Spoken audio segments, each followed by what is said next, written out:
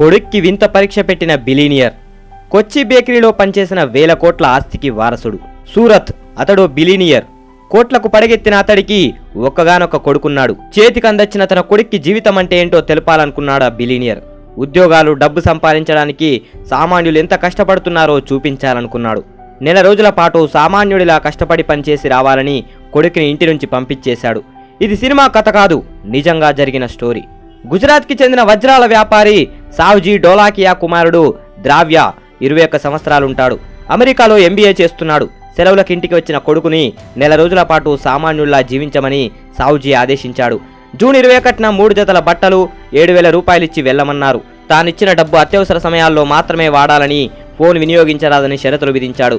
తండ్రి ఆదేశాల మేరకు కొచ్చి చేరుకున్న ద్రావ్య మొదట బేకరీలో చేరాడు. తర్వాత కాల్ సెంటర్, చెప్పుల దుకాణం, మ్యాక్డొనాల్డ్ అవుట్లెట్లోనూ పనిచేశాడు. నెల రోజుల్లో 4,000కు పైగా సంపాదించాడు. తండ్రి పెట్టిన పరీక్షను విజయవంతంగా పూర్తి చేసుకుని మంగళవారం ఇంటికి తిరిగొచ్చాడు. మొదటి 5 రోజులు ఎంత తిరిగినా ఉద్యోగం దొరకలేదు. 60 చోట్లకు వెళ్లినా నిరాశ ఎదురైంది. నేనెవరో తెలియక ఉద్యోగం ఇవ్వడానికి నిరాకరించాడు. అప్పుడు తెలిసింది ఉద్యోగం సంపాదించడం చాలా కష్టమని.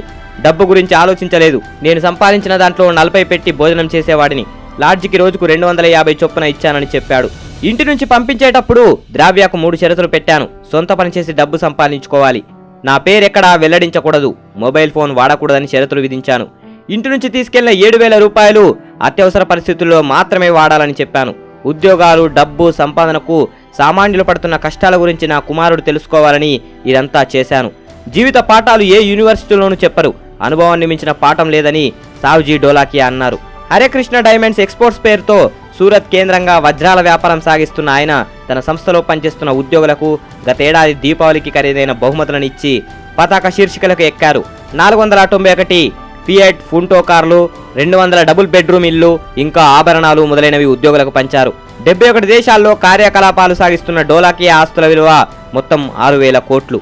మన దేశంలో లక్షల సంఖ్యలో అపర కుబేరులున్నారు. కానీ దాతృగుణం కలవారిని వేళ్ల మీద లెక్కించవచ్చు. మీ వద్ద పనిచేసే వారికి కోట్ల రూపాయలు విలువ చేసే బహుమతులు ఇవ్వగలరు అంటే మీలో దానకర్ణుడున్నాడు. మీ కొడుక్కి కష్టం తెలియచేయటం మీ ముందు చూపు తెలియజేస్తుంది. ఈ వేదిక ద్వారా మిమ్మల్ని కోరేదేమంటే, చేసే అవకాశం, తాకత్ మీకు ఉంది కావున మీ ఊరిలో, తాలూకాలో, జిల్లాలో ఆ పన్నులకు ఉచిత వైద్య, విద్యా సౌకర్యాలు కలగజేసి మీ సంపదకు పేరు ప్రఖ్యాతులను మరింత వన్నె తెచ్చుకోవాల్సిందిగా మేము కోరుకుంటున్నాం. ఇటువంటి విషయాలందరి దృష్టికి వస్తే చేయగలిగినా చేయలేని వారు ఈ విషయాల ద్వారా సామాజిక బాధ్యత తెలుసుకొని జన్మభూమి రుణం తీర్చుకునే చైతన్యం పొందగలిగితే ఈ స్వచ్ఛ రాజకీయ వేదిక ద్వారా మెల్లమెల్లగా మార్పు వస్తుందని మా నమ్మకం. జై హింద్.